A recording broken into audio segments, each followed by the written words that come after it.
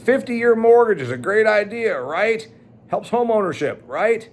Probably not, and I'll tell you why. My thoughts after a day of working around my farm here. First off, a 50-year mortgage is amortizing the debt over longer than most Americans work.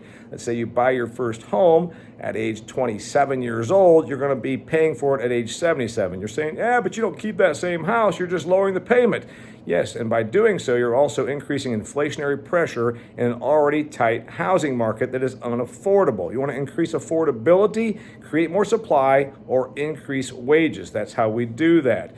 Also, it's going to push people into a financial situation like we just saw during the housing crisis of '08, when we had zero down payment, adjustable rate mortgages that apparently nobody learned from other than the capital class that kept people in debt.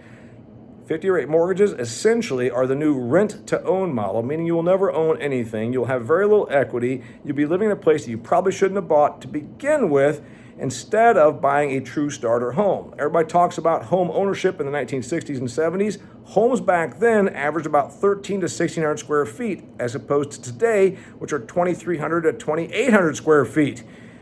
Point?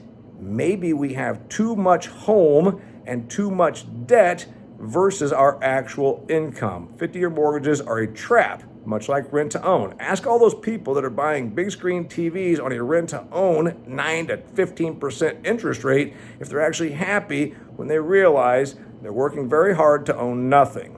Is that the future we want for America? I don't think so. Damian Mason coming at you with contemplations from my granary after work at the farm.